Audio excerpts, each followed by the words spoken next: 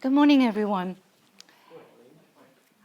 Hypnosis is one of those subjects that is shrouded in mystery in many ways. But hypnosis is essentially an altered state of awareness.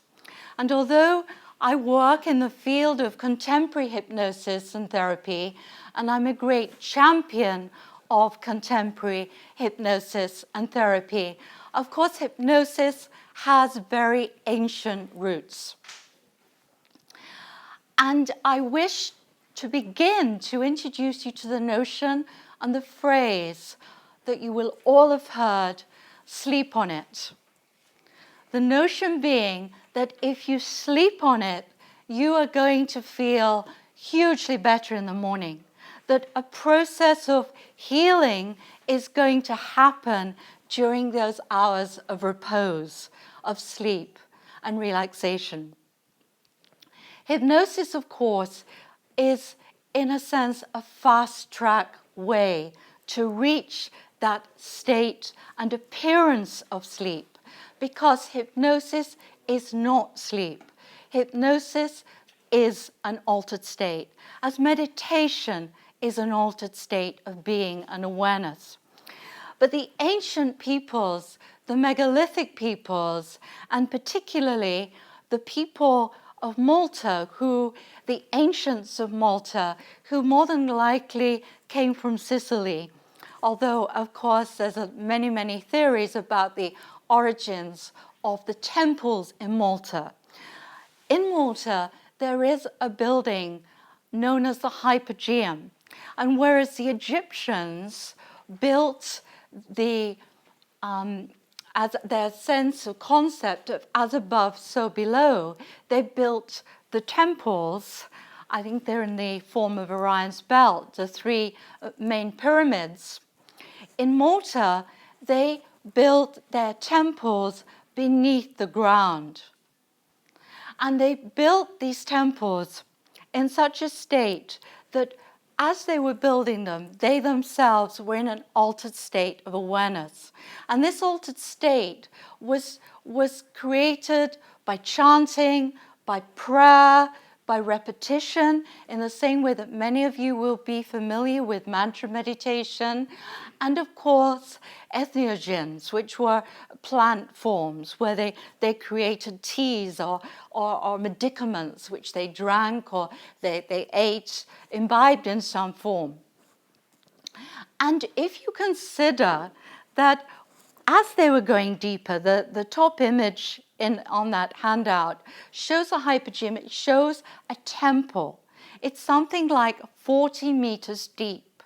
And as these people created the temple, they were literally going deeper and deeper and deeper, not only within their interior state, but also in the sense of the interior environment that they were creating. The other image there is of the sleeping lady. The sleeping lady is a very small, she's about 4 inches in length, a small image that was found within the Hypogeum. And when I first went to the Hypogeum, I was very, very intrigued because there are sleeping chambers. And this led me to think, oh my goodness, was hypnosis performed in the Hypogeum? Well, not necessarily hypnosis, but what was very likely to have been performed is something called dream incubation. And dream incubation was a form of healing where a person would go to visit what was called, a healer was called an iatromantis. This is a Greek word. And literally people would go to visit a healer called an iatromantis, which it actually means physician seer. So it was in Greek times and Pythagorean times almost was a medical treatment, and people literally went to visit the iatromantis to sleep on it. But they wouldn't sleep just overnight. They would sleep for 2 or 3 days. And the priest or the atramantis would guide them into sleep. This is conjecture in a sense, but they were guided into a deep, deep state of sleep and healing for their body to recover. And as they awoke, having slept on it, their healing had occurred. With dream incubation, there's also a second side to this, in that the iatromantis, the physician seer, would also dream, and would dream of possibilities of a cure, or so the theory goes. So I wish you to think about this notion of sleeping on it, and sleep in the context of hypnosis and therapy, because as a hypnotherapist, I too am only guiding you into this state of relaxation. I, or a hypnotherapist, cannot make you go into relaxation. It's very much a voluntary state. As these people who went to meet with the healer in ancient times, megalithic times, and I guess just to mention, I've just overlooked to say, the Hypogeum predates the pyramids by 500 years. The Stonehenge, I believe, follows around 500 years after the pyramids. So just to put this in context, in terms of literally the vision of these people, and they were miraculous times. So when you come to see someone like myself, you are being guided into the state of sleep, an illusion of sleep. And it's a state that you are very, very familiar with.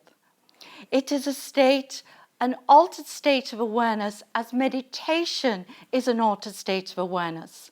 Though, of course, you may argue you do different things in meditation. You may have a different reason for meditating, but essentially it's to take you into this state of peace and into this state of communion with yourself. And I would argue that the Atramantis was also guiding these people into a state of communion with themselves, such they were fully responsible in a sense for their own healing and their own revelation and their own self-understanding. And so it potentially was a healing tool of empowerment and self-empowerment. In the Hypogeum is known to have been used as a way for women to become fertile, to become pregnant. So the Malta does have a lot to do with the goddess energy as well. Television is one of the best inducers of altered states and trance there is. So when people sometimes come to me and say, oh, I'd never go into hypnosis, no one's going to take control of my mind, I assure you there's much more out there that is controlling your mind. I feel that in today's contemporary world, we almost need to walk around with blinkers on to choose what information we internalize, what we choose to believe. In hypnosis and interactive hypnosis and therapy, you are very much choosing to design your own labels. You're choosing the nutrition that you wish for your subconscious mind to receive and to act upon. With television, and particularly advertisers, are blissfully aware that when someone watches television, and they're watching television as a so-called couch potato, or they're channel surfing, their subconscious mind has come to the fore, and their conscious mind has stepped into the wings, which is why advertising is so very successful. you are allowing your subconscious to receive these messages, and for many people to act upon them. Now, of course, some advertising are positive messages. Positive, if you think of billboards, which I'm sometimes astonished by. If you think of a Louvre advertising billboard, where the billboard message literally filters, it changes, it flickers. And I'm astonished that these are allowed for people driving, because they are hugely distracting. But what the advertisers know is, because you are also driving in an altered state of awareness, especially when you know the route supremely well, when you arrive at B with no recollection of the journey from A to B, and you think, my goodness, and you've gone off and you've created a talk, you've considered what you're going to say to your boss to ask for a pay rise, or you're going in for a job appraisal, and you've thought about the possibilities of what you're going to say, or what they might say to you, and then you're there. And in a sense, you've been absent, but what has been present is your subconscious mind, which holds a map of the journey. And so this is what we call autopilot. But you've driven on autopilot, but that also is mild hypnosis. Those of you that run, that jog, joggers talk about going into the zone. And that too is a light form of trance, a light form of hypnosis, if you like. Hypnosis is in this communion with yourself, in this state of communion with yourself. I sometimes talk we in this state of relaxation, and really it's a little blasé to say hypnosis is only relaxation, but the feeling is simply a state of relaxation. That sometimes people think, oh, I'm going to log out. I'm not going to remember anything. But hypnosis is not about logging out. Hypnosis is very much about logging in to a deeper wisdom, and logging in to a place inside yourself where you have access to the best and the brightest of yourself. That so often many of us are carrying a life sentence, or I mentioned a label, which was given to us by a school teacher or a bully or a boss. The first time, we all remembered maybe the first time we got fired, and how that impacted on a sense of self-esteem and sense of self-worth, and our need for courage to get back out there. But depending on our sensitivity, and of course this is such a personal thing, because some kids at school who could take the rough and tumble. But you also remember a kid at school, I'm sure, who to this day, even I reflect on a child at school, and how cruel the teachers were in repeating every single day a situation or a behavior of a child. And of course, as children, if things are oft repeated, we're like sponges. We're so vulnerable to the vocabularies that are given to us by other people. And depending on our sensitivity on any particular day, if a kid said, "You stammer," I've had clients who have manifested a stammer. It's almost like the waving of a bone to a witch doctor, and a person quite incredibly goes away and dies.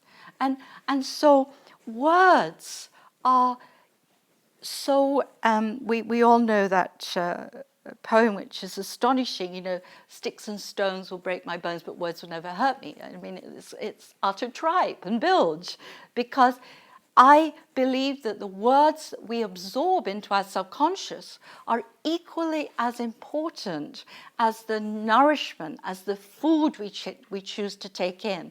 That words are the equivalent of vitamins to our subconscious mind and to our ability to function and shine. And so with contemporary hypnosis and therapy, you are being guided back, potentially to, if you think about it, to update your emotional resume, which can get stuck. You know, I say every new job you get, every consultancy post you get, every freelance job you get, you whack it on your CV. And, you know, it's tickety-boo, up to date, here I am, this is who I am, and this is what I've achieved. It's all on paper. But you know, inside yourself, you can be harboring a fear, or are they going to find out about me? Are they going to find out I'm not good enough for this job, that I shouldn't be here, and they made a huge mistake. Women especially can do this. You know, they reach these great positions, but they go in day after day after day with the fear of thinking they're going to blush, or they do blush, and then they'll think, oh, the boss will think I haven't done it, or so. And so our emotional resume can get stuck way back when. 9, 10, 13, 15. It could even be 21. It does make an assumption about when we can get stuck. But with participative hypnosis, you can take yourself back to the moment, the situation, the circumstance, when as a child you may have stumbled over a word, or you were bullied at school, or there's a generation of people truly who believe they're bad people because they write with their left hand, you know, and because they were told every day they were the work of the devil, and this is what they believe, that they've never done anything good. And so imagine the healing to realize for their adult self to reach this younger person within inside themselves, and to learn and to speak to the teacher who used to tell you this every day, or to liberate yourself from the bullies who held you in a corner every day and made going to school such a rather than a happy exercise, a really difficult and challenging and fearful exercise. And you are able to reconcile these events and to bring a refreshed and liberated and empowering emotional resume, so it's bang up to date with your work resume. So it makes sense that you feel much more integrated, you feel much more whole, you feel much more authentic. And what is astonishing is that in hypnosis, the subconscious cannot tell the difference between doing something in reality and doing it in hypnosis, which is why the healing is so immediate. You know, even though a person may come with significant trauma, there is completion, there is freedom to move on. And the way I work is I build a team, support you in building a team to move forward with you. So you have this championing, celebrating, designer label team that you've designed, not that someone else has designed, because most of you know designer labels are not about what you wear. The most important designer labels are within you. And some of us are wearing outmoded labels, second-hand labels that were so often given to us by someone else. And so it's a very liberating, very empowering experience. And of course, hypnosis, sometimes people, they wonder how evidence-based it is. There's a lot of... there's a gentleman called Professor John Griselier. He did significant work at Imperial College where they put people into hypnosis, which for 20 minutes, morning and evening. Now this is intriguing because you will know that this is very similar to the transcendental meditation technique, where they would meditate for 20 minutes in the morning and in the evening, or recommended. And so a little bit like the iatromantis, the hypnotherapist guiding a person into hypnosis, what Professor John Griselier did was patients with cancer were guided into hypnosis. They did nothing else. They did no even direct suggestion hypnosis, but they certainly did nothing interactively, just how I work. And they found that a person just being in this deep state of relaxation effectively improved the effectiveness of the medications and the success of the treatment. So and equally that would be as successful with meditation too. So as you know, a person that meditates, it's hugely impactful for health and well-being. So likewise, to learn self-hypnosis, if that, depending on what your bag is, you know, it is equally as supportive for health and wellness. I don't want to overrun. Please could someone tell me how much time I have? Okay, thank you. And so if you take away anything, I'm going to do a small technique in a moment, which is great. Children love it as well. And that's one of the things I always say, celebrate your inner child, you know, like within your, you know, our subconscious mind is like, I don't know if any of you collected your birthday cards. I used to collect my birthday cards, and then my dad had collected years 1, 2, and 3. I remember after he passed, you know, suddenly I had these envelopes with my birthday cards in. But your subconscious mind is a little bit like that. It remembers every year, every moment, it's a recording device, which is why you might think, oh my gosh, you know, how's this going to help me? How am I going to remember that? But and of course, someone who blushes. There were many incidents when you may have blushed, but you only need to go to one of them. And of course, just like you could go, if you collected your birthday cards to birthday number 4, your subconscious mind can go back. It's like going back to a track on the CD. And sometimes you come out of hypnosis and think, oh my goodness, but that was nothing. But of course, it was something to your child. It was a huge event. It was, and so sometimes people think they're going to remember something they don't know about. It's absolutely not true. What you get are the links and the correspondences to what your drivers have been. And you'll think, oh yeah, I knew about that, but I haven't thought about it for years. So please think about the words, the vocabularies that you use to describe yourself. Words are truly as important as the food you choose to eat. And you choose to eat healthy food, so please choose to imbibe very delicious, healthy, honoring vocabulary that does each of you justice. And a small technique which I'd like you to consider is perhaps just for a couple of moments, just allow your eyes to close, and you're all amazingly and wonderful at going into an interior state, and you've already experienced this already this morning with Magnus.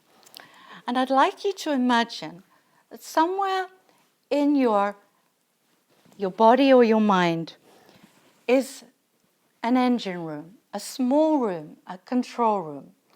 And it may not be where you'd imagine it to be. It may be a place that really quite surprises you. And be curious as to whether this special room has a door on it or not. And if it has a door on it, I'd like you to open the door. Otherwise, just be curious to step inside. And there in this room are many levers and buttons and switches and dials, and maybe even a console panel.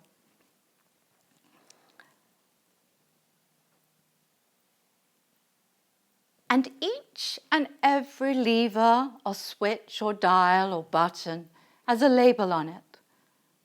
Some are labels about health. Some are labels about confidence and self-esteem building and self-worth and self-celebration. Or there may be labels about sport and being great at tennis or football. or energy. And I'd just like you right now just to be curious, to choose one area: health, confidence, sports, and to walk over to that switch or lever or button or dial and to adjust it to the optimum level it could possibly be for you. To whack up the volume on confidence,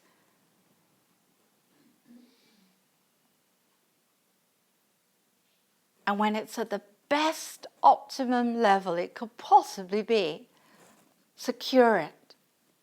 Make sure some of them might be a bit rusty. You can put some oil on there. You can do some polishing.